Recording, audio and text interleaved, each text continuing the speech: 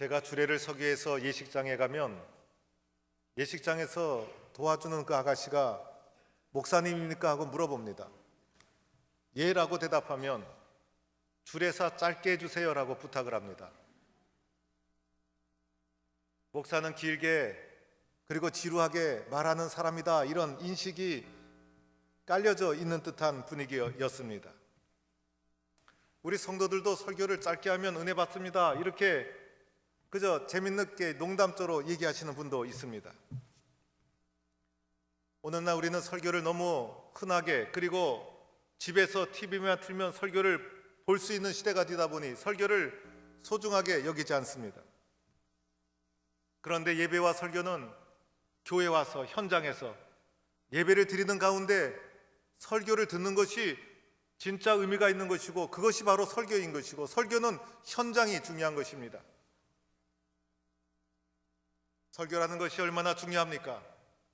세상에 강연은 지식을 주는 거지만 설교는 사람을 변화시키는 것. 그래서 설교를 통해서 수많은 영혼들이 예수 믿고 변화되고, 설교의 목적은 사람을 변화시키는 데 있는 것입니다. 베드로의 설교를 통해서 초대교회 많은 사람들이 은혜받고 변화받고, 거기에서 초대교회가 시작이 되었어요. 바울은 가는 곳마다 설교를 통해서 복음을 전했죠. 관계를 통해서, 그리고 그 어떤 다른 방법을 통해서 복음을 전한 것이 아니라 선포를 통해서, 설교를 통해서 사람을 변화시키고 복음을 전했다는 것입니다. 바울의 설교에 특징이 있었습니다. 바울의 설교는 성경적 배경을 철저하게 깔고 있었어요. 그래서 바울의 설교를 듣다 보면 구약으로부터 거슬러 올라가 구약의 배경을 잘 설명하고, 그리고 구약의 역사 가운데, 그리고 유대인의 메시아 대망 사상 가운데 그리스도로 오신 예수님, 그 예수님이 바로 그리스도이시라는 성경적인 배경을 철저하게 우리에게 말씀하고 있습니다. 바울의 설교는 예화도 없어요. 바울의 설교는 정치 얘기, 세상 얘기 하나도 없어요. 성경적인 배경을 가지고 말씀을 증거하고 있다는 것입니다. 또한 바울의 설교의 특징은 주제가 분명했어요. 바울의 설교는 오직 예수님을 증거하는 것이었어요. 바울의 설교의 핵심은 예수가 그리스도이시다, 십자가에서 죽으시고 부활하신 그분이 그리스도이시다, 그래서 예수님을 철저하게 증거하는 것이 바울 설교의 주제였어요. 인종과 문화를 초월해서 인류를 구원하시는 하나님의 유일한 계시는 예수님이시다, 예수님 외에는 길이 없다, 모든 인생의 해답은 예수님께 있다, 예수를 믿어야 살고 예수를 믿어야 구원을 받고 예수만이 그리스도이시다, 예수를 전하기 위해서 산을 넘고 물을 건너 이 선교지까지 찾아오게 된 것입니다. 바울의 설교의 또 다른 특징은 다시 듣고 싶은 설교였다는 거예요. 바울의 설교를 듣고 얼마나 은혜를 받았는지 설교를 듣는 자마다 다음 주일에 와서 또 설교해 주십시오라고 요청할 수밖에 없었다는 것이에요. 오늘 말씀은 비시디 안디옥에서 선교하면서 이뤄진 일이 기록되어 있어요. 비시디 안디옥은 사도 바울이 1차 전도 여행을 떠나면서 첫 번째로 구브로라는 섬으로 갑니다. 구브로라는 섬에서 배를 타고 소아시아 지방, 지금의 터키에 가서 첫 번째로 도착한 도시고, 이 도시에서 이제 복음을 전하고 말씀을 증거하기 시작합니다. 소아시아 지방 육지에서 벌어지는 첫 번째 선교지 비시디 안디옥, 이곳에서 복음을 어떻게 전했느냐가 참으로 중요한 것이었어요. 그런데 이곳에서 복음을 전할 때 많은 열매를 거두게 됩니다. 의외로 많은 사람들이 복음을 받아들입니다. 비시디 안디옥에서 복음의 많은 열매를 거두게 된 이유가 몇 가지 있었어요. 첫째는 바울의 은혜스러운 설교가 있었다는 거예요. 오늘 말씀해 보니 비시디 안디옥에서 설교를 마치고 나니 성도들이 다음 안식일에도 또 오셔서 말씀을 전해주시기 바랍니다라고 요청을 하고 있습니다.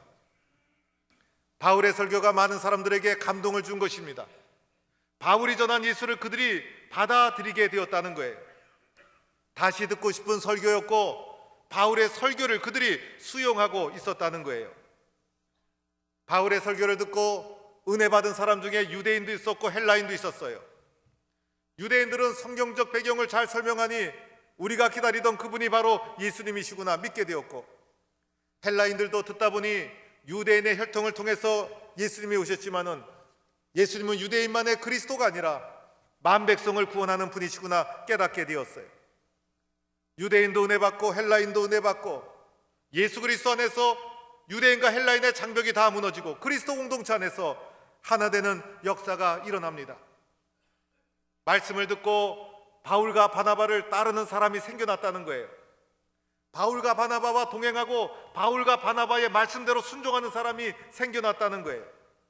삶의 구체적인 변화가 일어났다는 거예요. 설교의 궁극적인 목적은 변화를 촉구하고 있는 것입니다. 그래서 바울과 바나바와 동행하는 자가 생기고 그곳에 예수 그리스도를 믿는 공동체가 생기고 설교를 통해서 BCD 안독의 선교의 아름다운 열매가 맺혀지게 된 것입니다. BCD 안독의 선교 열매가 맺힌 이유 두 번째는 좋은 소문이 퍼졌기 때문이었어요. 바울이 설교를 마치자 다음 안식일에도 또 와서 설교해 주십시오라고 요청을 받습니다. 다음 안식일에 설교를 하기 위해서 가보니 놀랍게도 그곳에 온 시민이 다 모여들었다는 것이에요. 여기서 나오는 온 시민은 BCD 안디옥 지역에 사는 대부분의 사람을 가리키고 있어요. 놀랍게도 소문이 퍼져서 많은 사람들, 그 BCD 안디옥의 수많은 사람들, 대부분 사람들이 바울의 설교를 듣기 위해서 몰려들었다는 것입니다. 도대체 한 주간 동안 어떤 일이 일어난 것일까? 설교를 먼저 들은 사람들의 입소문을 통해서 소문이 퍼져 나갔던 것이에요. 오늘날에는 카톡이나 문자나 여러 가지 방법으로 소통을 하고 소문을 낼 수 있지만은 당시에는 직접 만나서 입으로 전하는 외에는 방법이 없었어요. 바울의 설교를 먼저 들은 사람들이 흩어져서 일주일 동안 적극적으로 소문을 내었다는 거예요. 바울의 설교를 들으니 은혜가 된다. 우리가 복음을 들어야 된다. 예수를 믿어야 된다. 여러분도 꼭 오셔서 바울의 설교를 듣고 예수를 믿어야 됩니다. 한 주간 동안 적극적으로 입소문을 낸 결과 그 소문이 온 시내를 다 흔들게 되었고 한 주간 후에는 그 시내의 대부분의 사람들이 바울의 설교를 듣기 위해서 몰려들었다는 것입니다. 우리 교회도 좋은 소문을 내야 합니다. 소문도 전도요 선교인 것이에요. 우리 교회가 건축을 시작하게 되자 이상한 소문이 나돌기 시작했어요. 포항동북교회가 건축을 하다니 건축할 수 있을까? 부정적인 소문이 주변에 돌기 시작했어요. 저는 그 소문에 개의치 않았어요. 왜냐하면 우리 교회는 성전 건축을 할 수 있었기 때문이었어요. 그 소문이 없어질 줄 알았더니 건축을 하고 입당하고 나니 또 다른 소문이 퍼지기 시작합니다. 포항동북교회 곧 부도 날 거야. 왜 이런 소문이 나는지 이해할 수가 없었어요. 그런데 우리 교회는 물질로 세운 교회가 아니죠. 우리 교회는 기도로 세운 교회였어요. 기도 가운데 하나님이 길을 열어주시고 눈물의 기도 속에 하나님이 허락해 주신 성전이요 교회입니다. 우리 교회가 몇 년 가면 이 소문 수그러들겠지 했는데 어느 날부터인가 갑자기 경매에 넘어갔다 이런 소문이 났어요. 그리고 또 하나 담임 목사가 쫓겨났다 이렇게 표현이 소문이 나기 시작했어요. 김영걸 목사가 이 자리에 이렇게 버젓이 있는데도 바깥에는 소문이 그렇게 나고 있다는 거예요. 도대체 누가 이렇게 악의적인 소문을 내고 있는지, 교회를 흔들고 선교를 가라막는 악한 행동이라는 것을 우리는 알아야 됩니다. 우리의 입에서, 우리의 입술에서 교회에 대해서 부정적인 얘기 나오지 말아야 되는 거예요. 우리 교회가 건축을 하고 나서 부채가 있다는 것 여러분도 다 아실 거예요. 그러나 우리 성도들이 힘을 합치고 기도하고 마음을 합쳐서 이자도 갚고 원금도 넉넉하게 갚아나가고 있어요. 우리 교회가 좀만 부흥한다면 아무것도 아니에요. 우리가 지금 해야 될 것은 다른 게 아니에요. 기도하고 엎드려서 교회를 부흥시키는 거예요. 그러면 모든 것이 해결되고 하나님이 기뻐하시는 길이 활짝 열리게 되는 거예요. 그런데 그 길을 보지 못하고 교회가 어떻다 저렇다 악한 소문을 낸다면 그것은 마귀의 종로로 타는 거예요. 그런 어리석은 일을 해서는 안 되는 거예요. 저는 우리 교회가 크게 세워지고 이 교회 가득 채워지고 소위 말하는 대형 교회가 되었다 할지라도 겸손하게 섬길 거예요. 또 다른 똑같은 대형 교회가 세워지는 것보다 다른 겸손하게 지역을 섬기는 주님의 교회가 되었으면 좋겠어요.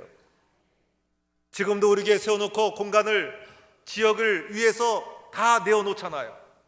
성도들이 주중에 나와서 봉사권 시도하는 거 지역을 섬기는 일이에요. 다른 교회 성도들은 꿈도 꾸지 못하는 일이에요. 그런데 카페에서, 북카페에서 문화교실로 지역 사람들, 불신자들 섬기기 위해서 노력하는, 선교하는 좋은 교회, 지역과 함께 움직이는 교회, 지역을 예수 그리스도의 사랑으로 다가서려고 하는 교회, 이렇게 좋은 교회, 좋은 소문 내야 되잖아요. 담임 목사님에 대해서도 좋은 소문 좀 내주셔야 돼요. 저를 10년 이상 제가 목회하다 보니 때로는 저를 좋아하시는 분도 있지만은 저하고 서먹서먹한 분도 있을 거예요. 매주 설교할 때 여러분이 다 은혜 받는 것 아닌 거 알고 있어요. 제가 설교 시작하자마자 눈을 딱 감으시고 조시는 분도 있어요. 물론 비몽사몽간에 받는 은혜도 있으시겠지만 그래도 저를 위해서가 아니라 교회를 위해서, 복음을 위해서 좋은 소문 낼 수 있잖아요. 김영걸 목사에 대해서 좋은 소문 난다고 해서 제가 거만하거나 교만해지지 않아요. 저를 통해서 교회가 부흥된다면, 나를 통해서 복음이 확산된다면, 내가 쓰여져서 닳고 달아서 교회가 잘 된다면 그것처럼 기쁜 게 어디 있겠어요. 그래서 입술을 꽉 깨물고더라도 한번 좋은 소문 좀 내주시는 거예요. 이런 소문 막으려면 우리가 역으로 좋은 소문 퍼뜨려야 돼요. 한 주간 동안 BCD 안도교회 성도들처럼 동북교회 좋은 교회다, 김영걸 목사 좋은 목사님이다, 은혜스러운 목사님이다, 설교할 때 말씀만 전하려고 한다, 우리 교회에 오면 축복받는다, 은혜 받는다, 만나는 사람마다 여러분이 통로가 되어서 소문내고 또 소문내고 연락하고 그러면요, 일주일만, 한 달만 그렇게 하면요, 한 달 후에 포항전역에서 제일 은혜스러운 교회는 동북교회, 제일 사랑이 충만한 게 동북교회, 이렇게 크게 소문나게 될 줄로 믿습니다. 세 번째 이유는요, 모인 성도들이 하나님의 말씀을 듣고자 했다는 거예요. 모인 성도들이 하나님의 말씀을 들으려고 모였어요. 모인 사람들이 여러 가지 동기를 가지고 예수님께 나올 수 있지만은 BCD 안디옥의 사도 바울 앞에 모인 성도들, 주의 말씀을 듣고자 함이라. 우리가 교회 나오는 이유가 바로 여기에 있는 것이죠. 교회 나오는 이유가 사람마다 각각 사정이 있고 다른 이유가 있을 수 있어요. 그러나 다른 이유가 있어도 좋아요. 다른 이유로 예배당 안 오는 것보다 오는 게 훨씬 나아요. 그런데 우리의 마음속에 중심에 이루어야 될 교회에 나오는 이유, 이 자리에 나와 있는 이유, 하나님을 찬양하고 예수님 만나고 은혜 받고 말씀 듣기 위해서 나온 거예요. 그것을 꼭 잡고 있어야 되는 거예요. 이것을 본질을 잃어버리면 우리의 신앙이 잘못된 길로 나갈 수가 있다는 거예요. 이렇게 사도 바울의 설교, 그리고 좋은 소문, 말씀을 듣고자 하는 심령, 이것이 합쳐져서 BCD 안디옥 처음 찾아간 곳이에요.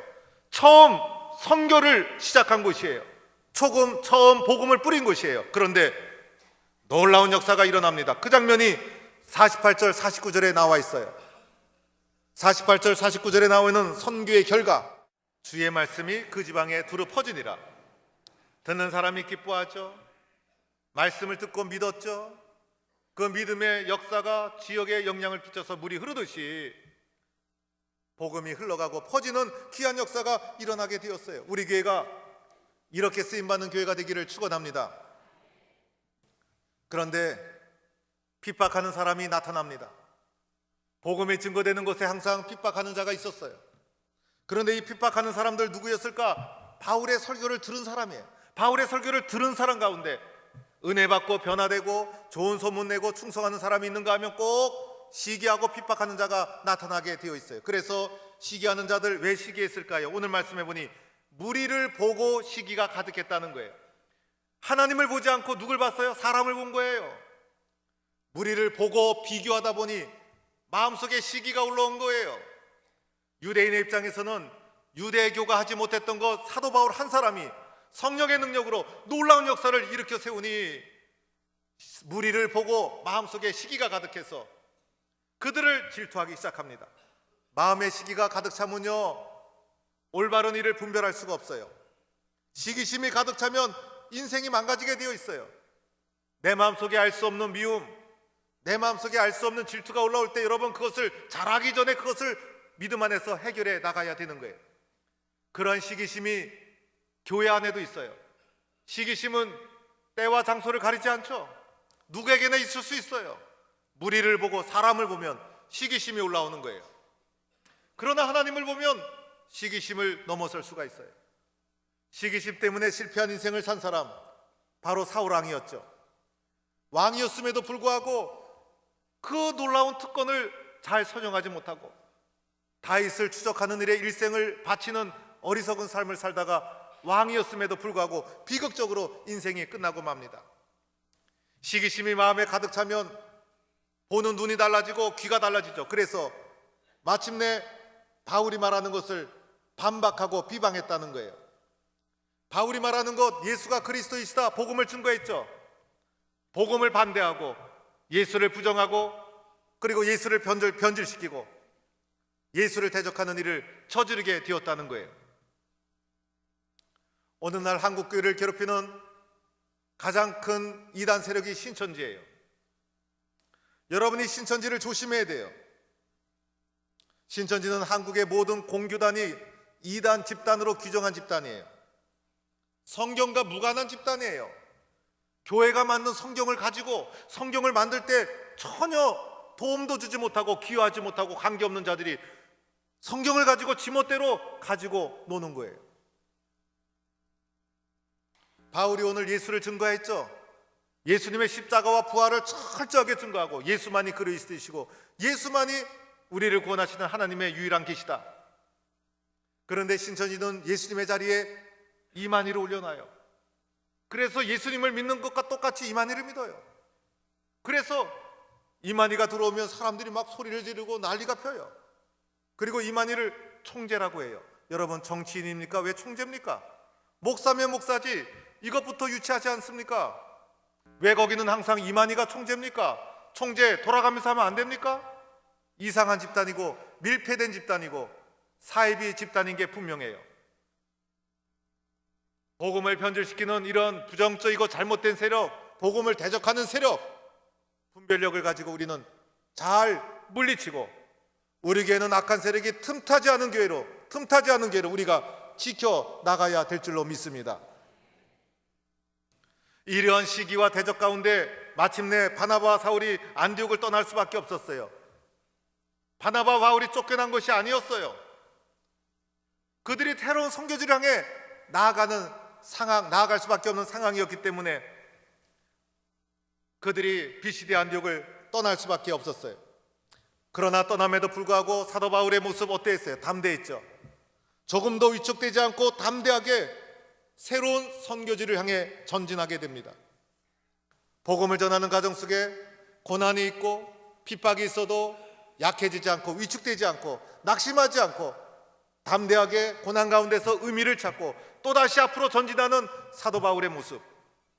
우리가 인생을 살다가 고난을 겪을 수가 있어요. 그러나 고난을 겪으면서 왜 이렇게 힘들지라고 하면서 고난 속에서 헤어나지 못하면 그 고난은 내 인생의 저주가 되고 말지만은, 고난이 있을 때 정신 차리고 고난이 있을 때 의미를 깨닫고 고난이 있을 때 힘을 내면 그 고난은 나를 축복하는 통로가 되고 만다는 거예요.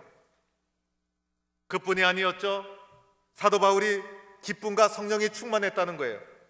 기쁨과 성령이 충만해서 새로운 복음 전도지를 향해 떠나가게 됩니다. 대적자들이 감당하지 못하는 사람이었어요. 세상이 이길 수 없는 사람, 대적하는 자가 있고 시기하는 자가 있어도 빼앗기지 않는 기쁨과 성령의 충만함으로 달려갈 길을 달려가는 바울의 모습. 오늘 우리도 이러한 모습을 가지고 변함없이 주께서 맡겨주신 길을 달려가는 성도가 되어야 할 줄로 믿습니다.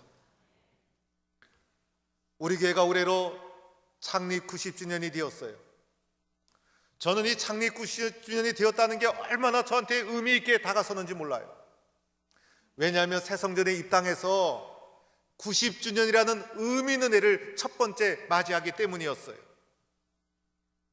새 성전을 건축하고 아름다운 교회에서 예배드리면서 우리가 이 90주년을 의미 있게 보내지 못하면 하나님 앞에, 역사 앞에 부끄럽다라는 생각이 제 마음속에 들어온 거예요.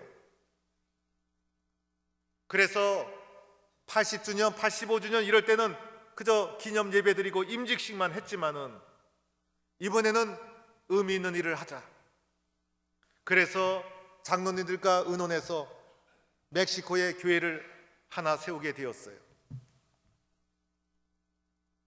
멕시코에 교회 세우는 것도 성도들이 헌신한 카페 수익금으로, 그리고 권사님 한 분이 선교지에 교회 세워주십시오라고 선교비를 기탁해 주신 것 모아서 교회를 지었어요.